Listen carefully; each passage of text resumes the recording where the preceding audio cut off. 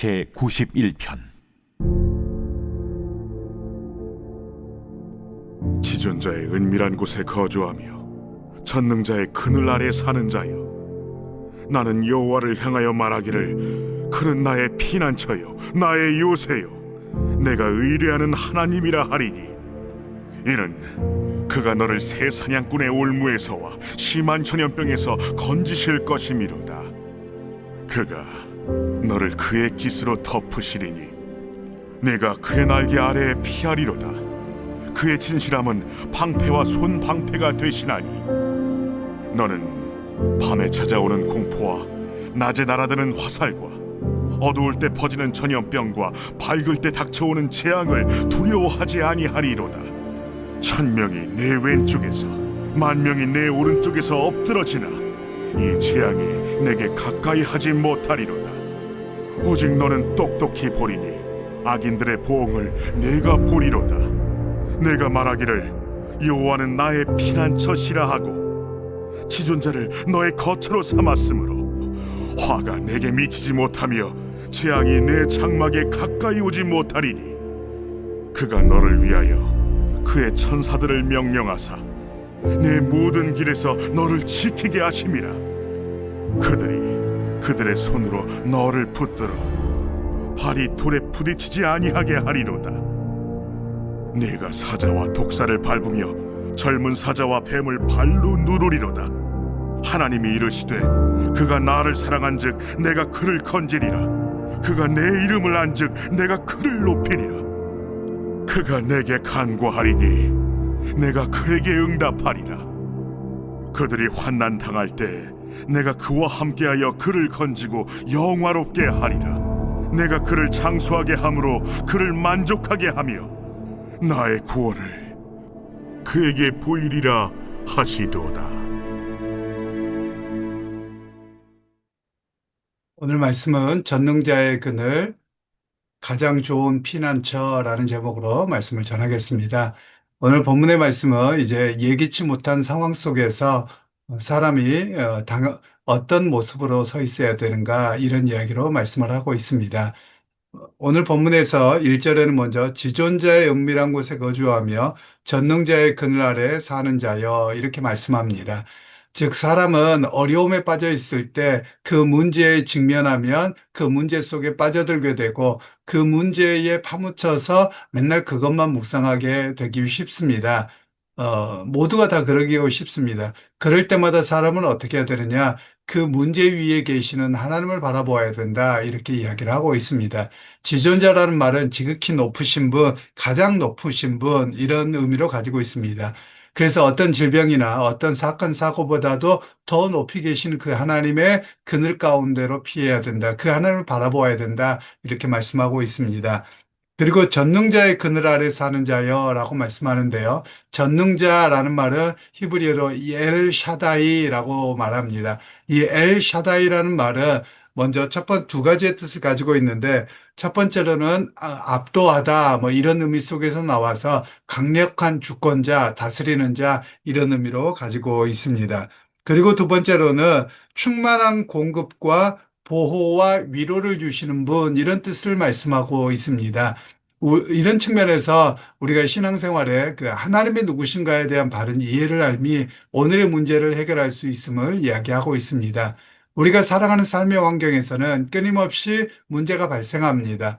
그 문제가 발생하는데 그 문제를 어떻게 해결하느냐? 우리는 그 문제를 없어지게 해달라고만 기도합니다. 물론 그 기도가 틀렸다는 말은 아닙니다. 그 기도로만 멈춰 있어서 문제 속에 더 빠져 들어가는 것이지요. 오히려 우리가 그 하나님이 누구신가를 의지하고 바라봄을 통해서 이 문제 위에 계시는 분, 문제에 뛰어넘어 계시는 분을 바라봄으로 오늘의 삶을 성실하게 살아가는 겁니다. 그리고 성실하게 살아가다 보면 시간이 지난 뒤에 이 문제가 다 해결되었음을 우리로 하여금 깨닫게 하고 보게 하는 그런 말씀이라고 할 수 있겠습니다. 그런 측면에서 우리의 주소지를 어디에 두고 살아가야 되느냐, 우리가 기억할 필요가 있겠습니다. 여러분들이 이사를 많이 다녀보셔서 알 겁니다. 우리가 보통 전세를 살면 2년마다 한 번 옮겨야 됩니다. 요즘은 옛날보다 좀 나아진 것 같은데 예전에는 참 전세를 사는 것이 쉽지 않았습니다. 남의 집에 살 때마다 항상 눈치 봐야 되고 불편하고 그리고 맨날 전세금은 오르고 이런 모습 때문에 참 어려웠거든요. 그때마다 이야기했었던 것이 내 집 한 평이라도 있었으면 좋겠다. 내가 옮기지 않아도 그런 곳에 있으면 좋겠다. 이런 생각을 모두들 했습니다. 그리고 집을 마련했을 때 내 이름, 소유주가 나의 이름으로 바뀌었을 때 안정감을 누리게 되지요. 그런 측면에서 우리가 그것을 생각하면서 보면 우리의 그 영적인 주소지를 어디에 두느냐에 따라서 오늘의 삶의 태도가 달라짐을 이야기합니다. 오늘의 삶의 그 문제 속에 우리의 주소지가 있다면 계속 문제를 해결하느라고 조급하고 그리고 그런 문제가 또 생길까 봐 전전긍긍하고 이게 우리의 모습이 되어버립니다. 그러나 우리의 주소를 하늘에 두고 살아가면 하나님의 품에 두고 살아가면 그 문제가 있더라도 또 시간이 지나면 해결될 것을 바라보고 의지합니다. 하나님이 주시는 평안함 속에 살아갑니다. 이런 고백이 있어야만 합니다. 물론 문제가 생겼을 때 하나님께 맡기니까 아무것도 안 하고 뭐 남들 힘들지 말든지 상관없어요. 이렇게 살라는 의미가 아닙니다. 그건 무책임한 것이지요. 잘못하고 있는 것이지요. 그러나 진정한 하나님 앞에 살아가는 사람들은 내가 비록 그 문제에 마음을 빼앗기지 않는 겁니다. 예수님께서도 그런 말씀을 하셨죠. 내일 염려는 내일이 할 것이요. 라고 말씀하거든요. 염려라는 말은 아직 오지 않은 일을 내 마음이 차지하는 겁니다. 그래서 영어로는 preoccupation이란 말을 쓰고 있는데요. 이 염려라는 것은 오지 않았는데 내일 것까지 끌어당겨서 소설을 쓰는 겁니다. 이러면 어떨까, 저러면 어떨까, 남을 바라보면서 그렇게 쓰거든요. 바로 그러지 않아야 됨을 이야기하고 계시는 겁니다. 지존자여 전능자이신 하나님을 우리가 알지요. 그런데 그 하나님이 누구냐? 하루가 천년 같고 천년이 하루 같은 분입니다. 그러니까 오늘도 함께 하신 하나님은 내일도 계시거든요. 그래서 그 하나님을 바라보고 의지하고 그분께 주소를 둘 때 오늘의 삶에 성실하게 살아가다 보며 내일의 삶도 있을 것이고 그 시간 속에서 하나님을 바라보고 또 그 하나님 안에서 위로와 평안을 누리게 됨을 이야기를 하고 있습니다. 우리가 재앙이나 고난들, 예기치 못하는 일들이 사라지지는 않습니다.